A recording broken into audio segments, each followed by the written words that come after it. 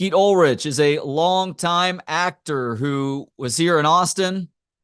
Skeet Ulrich is a longtime actor who is here in Austin this weekend, taking part in the festivities for NASCAR out at the Circuit of the Americas, the EchoPark Automotive Grand Prix. He's serving as the honorary pace car driver prior to the race on Sunday. He also has what looks like an outstanding new series coming out on AMC. It is called Parish, and it stars Giancarlo Esposito from Breaking Bad and Better Call Saul fame. Skeet is a part of the cast, plenty of others as well. We're going to learn about that and his crazy NASCAR past, believe it or not. And now my conversation with Skeet Ulrich. So you are in Austin. How are things going for you so far, man? Very good. We got in yesterday. We had the premiere of the new show Wednesday night in LA, and then we're out here to enjoy some NASCAR. I've got a lot of family, obviously. I'm sure you heard in the sport and over the years, and so it's good to have family come in, my kids, and also get to represent a show that I love and a sport that I love. Oh, So you get to make it a family affair this weekend. That's really yeah, yeah. Yeah, there's so much to get into with Parish, which does premiere very soon for the general public on FX, and then, excuse me, AMC, and it can be AMC. seen on Hulu immediately as well. And then also what you're doing in NASCAR this weekend. So you see that somebody is driving the honorary pace car for a NASCAR event. You're like, oh, that's cool that this person is getting to do this, but that's not where it begins and ends for you, as you just alluded to. Now, I can take Wikipedia at face value and see that you've got some serious NASCAR connections in the past, but for anybody who's unfamiliar, just how ingrained were you in the NASCAR lifestyle as a kid based on family members and strong male role models in your life? Well, just to summarize it, maybe in a unique way, I got on a Ferris wheel at the Cabarrus County Fair near Charlotte Motor Speedway I believe I was 11 or 12 years old. Felt dizzy, and the man beside me who took me on this ride was Tim Richmond, and and he began screaming at the guy, "Let us off! Let us off!" He was like a protector to my brother and I. DK Ulrich, who is my stepdad, ran many years in the sport and owned teams for many years after that, and brought Ernie Irvin in, brought Tim Richmond in. Ricky Rudd is obviously my uncle. So I spent a lot of time around, Earnhardt and Richard Petty and Ricky and sort of the legendary NASCAR drivers. It was amazing. It's such a family, and I'm not as enmeshed as I once was, but from looking in, knowing Chad Canals, from our relationships through the years, from Jimmy and everything, it's always been a family sport and continues to be a family sport. And it's beautiful in that way. It's a traveling circus.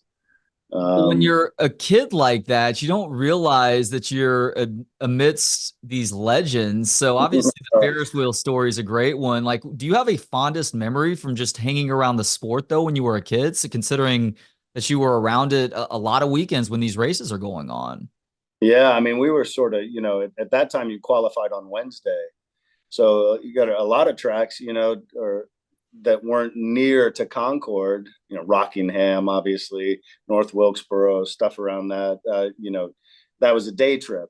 But everything else was, family leaving on Tuesday, getting back on Monday. So you either went or you were alone. And my brother and I were often alone, but we often went. And I had an issue. I had a heart problem when I was 10. I had to have open heart surgery. And the week before I went to go in for the surgery was the Talladega race. And we went down for the Talladega race. And I guess word got around to everybody through DK and Ricky that, what was going on. And it was going to be a tough surgery, this or that. And so, Earnhardt, like, especially pampered me, stuck me up. He picked me up at one point, put me on top of the roof of the garage in Talladega. And, they just treated me like a king. I was in the driver's meeting and the king himself. There was a bank of payphones I was sitting along, and somehow he got the number to the one I was at, and they rang, and DK was like, pick it up. And I picked it up, and it was the king, and he was like, you're gonna be just fine. You're gonna make it. Don't worry about it. He's just so sweet. Wow. And I had a lot of times with some extraordinary people, but those two legends, yeah, were of particular interest that weekend. Gosh, I don't want to talk too much about this, but open heart surgery at such a young age. I've got a good friend of mine who went through testicular cancer when he was a teenager, and it was so important for him as a character builder and something that built a resilience and a perspective that not a lot of kids or adults even have, having to go through something so serious.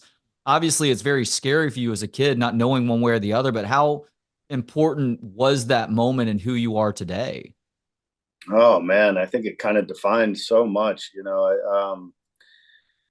everything down to career. I was like many kids, wanted to be a pro baseball player, and that was my jam. And then the fear of getting hit by a baseball, from a pitch in the chest. They created, we called it my Dolly Parton in Little League, but I had a catcher's chest protector cut up, and they would ace bandage it in front of my sternum, in case I did get hit. But Yeah. it ingrained the spirit. So I couldn't hit, scared to stay in there and hit.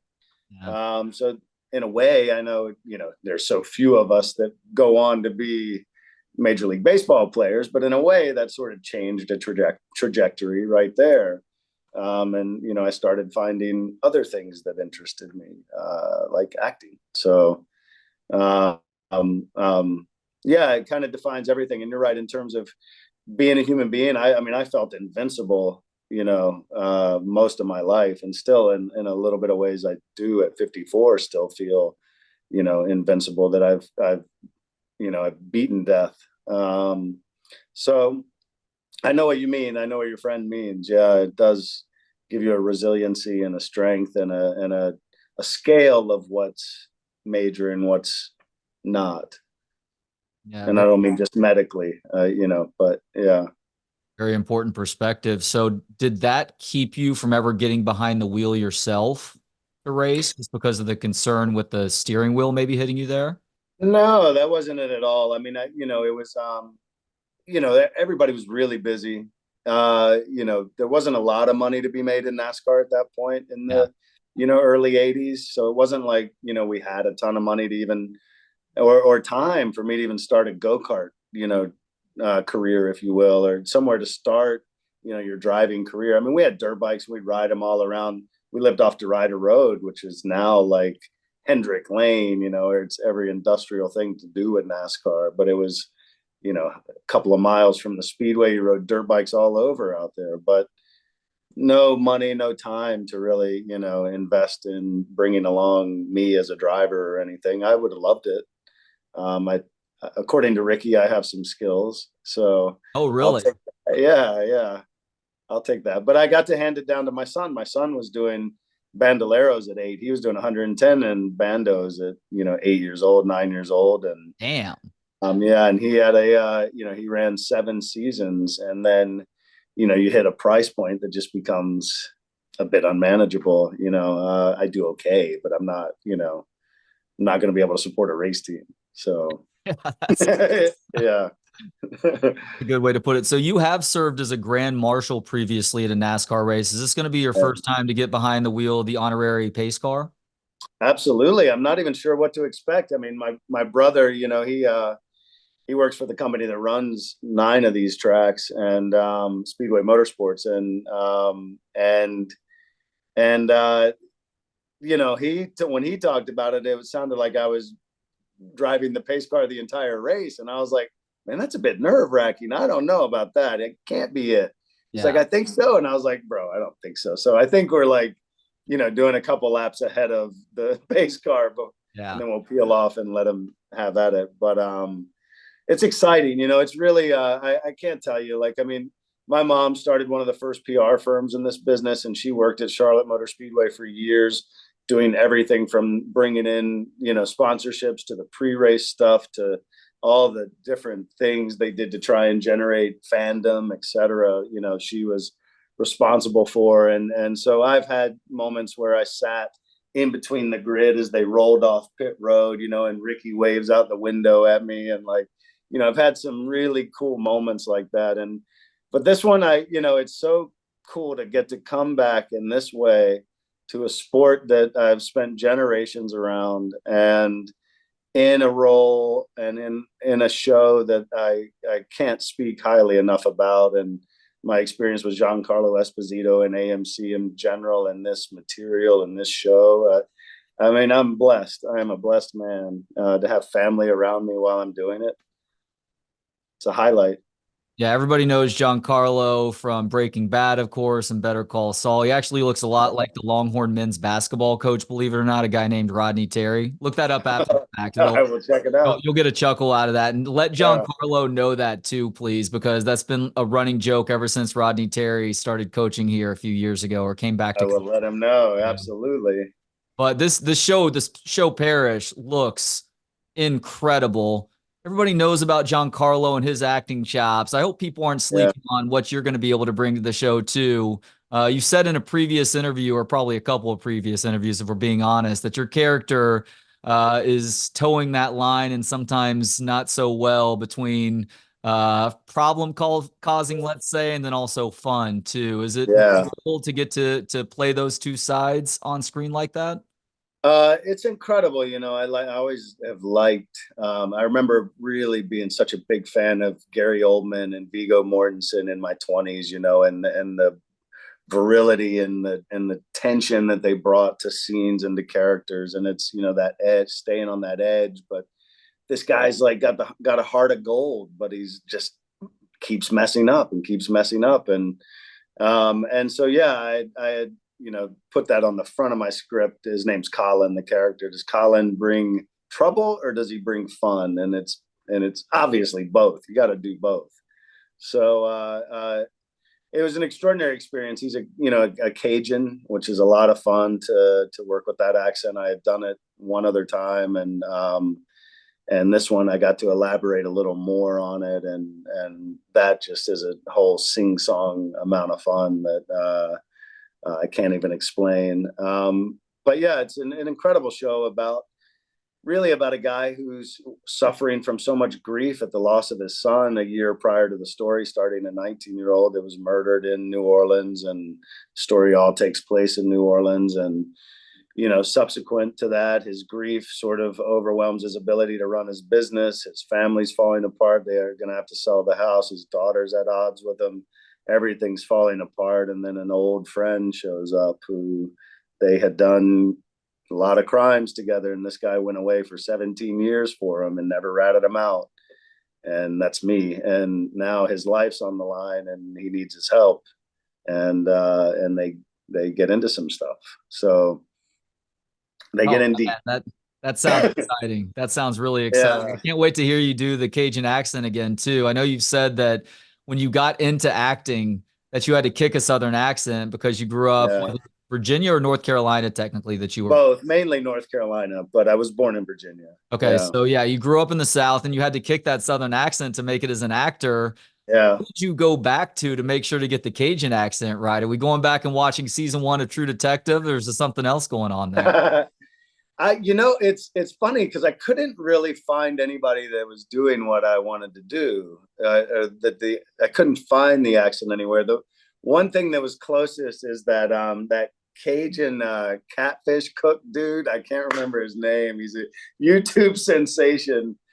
I know who you're talking about. I'm gonna have to look and I wish I could remember his name, but I saw that a little bit, and it's close to that. I mean, the character had done 17 years in Angola, which is the toughest prison in the U.S. Oh yeah, and it's a 90% Black population. So I wanted to sort of figure out, how did this guy survive that, and so it was sort of a mix of Cajun and what it may have sounded like in Angola that I was after. And so that was kind of unique. And but the basics of it are there. And I had lots of people coming to me on set who are obviously from there, shooting in New Orleans, saying, "Oh my God, you sound just like my family," or just like, my uncle, or this or that.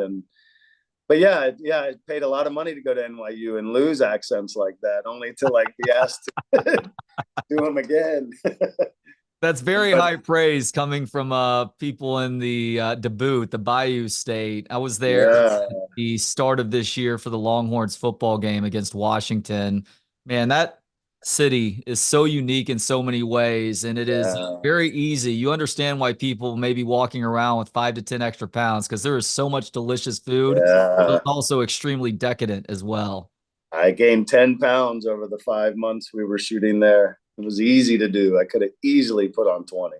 Yeah, exactly. So much good food. Yeah. got to catch Yeah, it's a yourself at a great certain city. point. It's like that freshman 15 that first year in college. Yeah. The freshman 15 first 6 months of living in New Orleans. So one other interesting aspect about your story, Skeet, and something that led to you acting as well is a sort of passion for building. You were building tree houses as a Yeah. kid with a friend, and you were actually a set builder, which led to you realizing this passion for acting. I'm curious, in modern times, is there something that you've just built or something that you're currently in the process of building that you're especially proud of or has your attention? Oh my God. Yeah. I've been building, I build a lot of, well, I shouldn't say a lot. I'm not prolific because I have a lot of other things going on. But when I do get time, and the strike allowed quite a bit of time for building recently. And I'm building a credenza, like an 8 foot long mid-century low credenza for my daughter's apartment now, which is all walnut. And I'm probably a week from finishing it. I don't know how much you'll be able to see of that. Like, Oh my God, that looks awesome. yeah, they're cool. This is all like box joints. See if you can see that. Oh, look at that. Yeah, that's beautiful detail there. Yeah. So I got to build the doors for it, and put the finish on it and stuff like that. I've built some stuff recently for my son, some side tables for his apartment, for his sofa. That was a lot of fun. I used live edge walnut, which I'd never used live edge before, and I had a bunch of Santos mahogany left over from a current other projects I had built that I used to make the bases and stuff like that. So it's been fun. It's just something I love so much. In film, it's a very collaborative effort at its best, and but we show up, we hand over our ideas and our presentation of the story, our part of the story, and then it's not ours anymore, and it becomes how the story gets shaped by the director and by the producers, and that's okay. I mean, and you want it that way. You want, but it's, in furniture building, I get there from design to completion. It's mine, mine, mine. And if I mess it up, I mess it up. If I make a great piece, I completed my vision. But it's just been a nice, something so interesting to me. And I build what's called heirloom quality furniture. There's no metal in them other than the hinges or something, but there's no, it's all joinery based. So it's all woodwork then. It's all woodwork. Yeah. Yeah. Sounds like you and Nick Offerman need to do I know people together, if say that nothing all else, so the you guys can time. talk shop. I know. And I think we live near each other too, from what I hear. So Huh. yeah, maybe one day we'll meet. Yeah.